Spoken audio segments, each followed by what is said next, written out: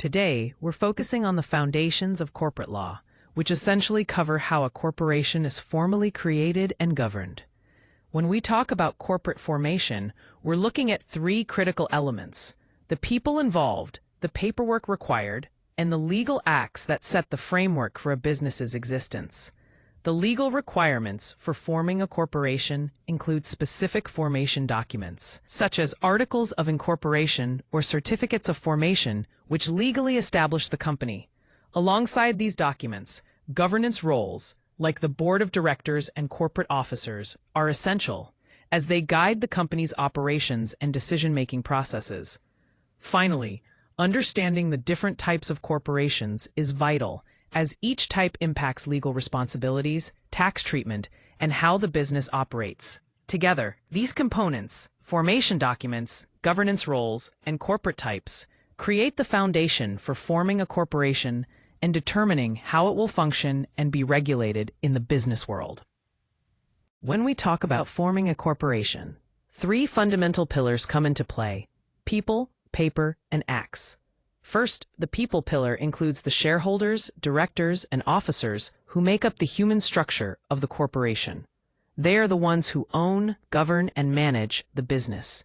Next, the paper pillar represents the essential documents, things like charters, bylaws, resolutions, and filings that officially create the corporation in the eyes of the law. Without these papers, the corporation doesn't have a formal existence. Lastly, the acts pillar involves the necessary approvals, state procedures, and ongoing compliance steps. These actions are what actually bring the corporation to life and keep it functioning properly over time. It's important to understand that each of these pillars is crucial, and none can stand alone. They work together to form a solid foundation for any corporation. Here we have the three key pillars that define the structure and functioning of a corporation: ownership, oversight, and execution. First, the shareholders represent ownership.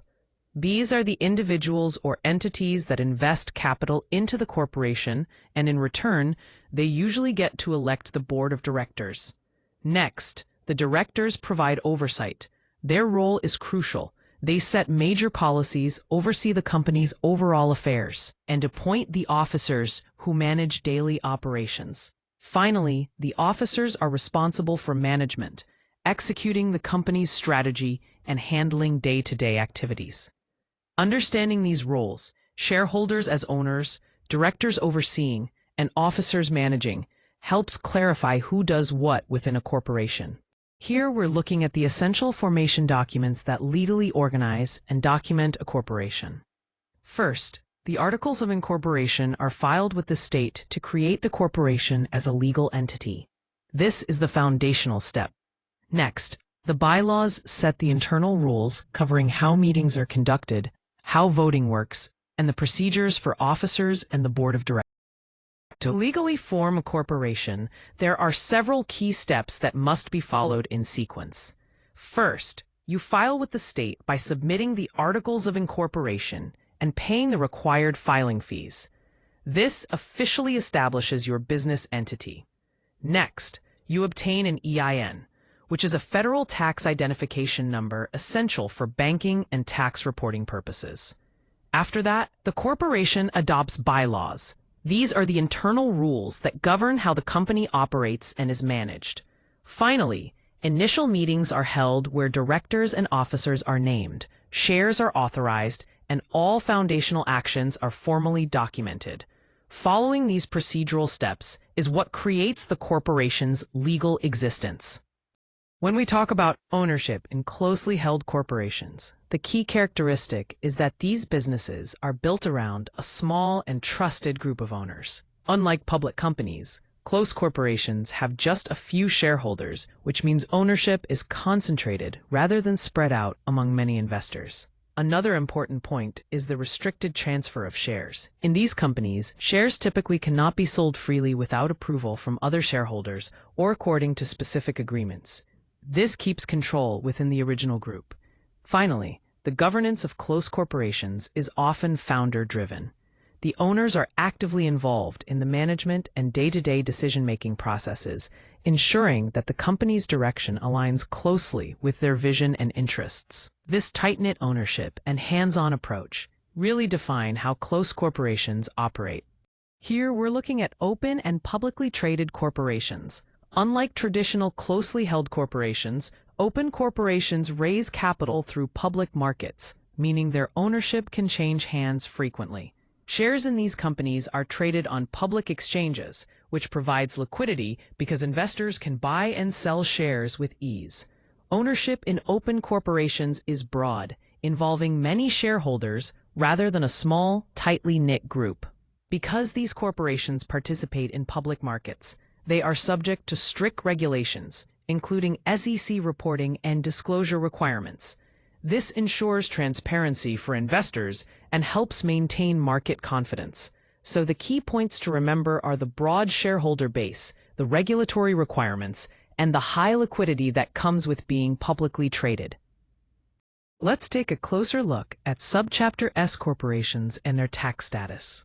An S corporation is not a separate type of business entity. Rather, it's a specific federal tax election that a corporation can choose. This election allows the company to enjoy pass-through taxation, meaning that income and losses pass through directly to the shareholders' personal tax returns, avoiding the double taxation faced by standard corporations. However, this benefit comes with some restrictions. Ownership is limited to a maximum of 100 shareholders, and all owners must be U.S. citizens or residents. These eligibility criteria are important to keep in mind when considering whether an S corporation status is a good fit for your business. Overall, the S corporation status offers a unique balance of liability protection and tax advantages within these specific guidelines. Let's take a closer look at the key differences between the main types of corporations. First, regarding ownership. Type 1 corporations have a small, limited group of owners and usually only a few shareholders. In contrast, Type 2, which are public corporations, have broad ownership that can include potentially thousands of investors. Meanwhile, Type 3, or S-corps, have ownership limited to eligible shareholders following specific tax rules. When it comes to trading, Type 1 corporations are not publicly traded and ownership transfers are often restricted. Public corporations have shares that are freely bought and sold on the market, offering liquidity to investors. S-corps are typically private, with no public trading model. Taxation differs significantly among these types. Both Type 1 and Type 2 corporations are generally subject to standard corporate tax, with Type 2's profits taxed at the entity level. S-corps benefit from pass-through taxation, meaning the income flows directly to shareholders, avoiding double taxation. Finally, looking at regulation, Type 1 corporations face a lower formal burden with fewer market reporting demands. Public corporations, however, experience the highest level of oversight, including extensive securities compliance. S-corps must comply with specific tax rules and maintain their S-election eligibility to retain their tax advantages. This comparison gives us a clear picture at a glance of how ownership, market access, taxation, and compliance vary across corporate types. When we look at corporate formation, it's important to understand that it's a journey made up of several key steps, rather than just a single event. It all begins with incorporation, where filing with the state legally creates the corporation. Next, we hold organizational meetings to appoint the directors and officers who will lead the company. Then comes the adoption of bylaws, which serve as the internal rules that define how the corporation is governed and how procedures are handled. Following that, stock is issued to formally authorize and distribute ownership interests. But the process doesn't end there. Ongoing compliance is crucial. This involves maintaining reports, records, holding meetings, and paying taxes to preserve the corporation's good standing.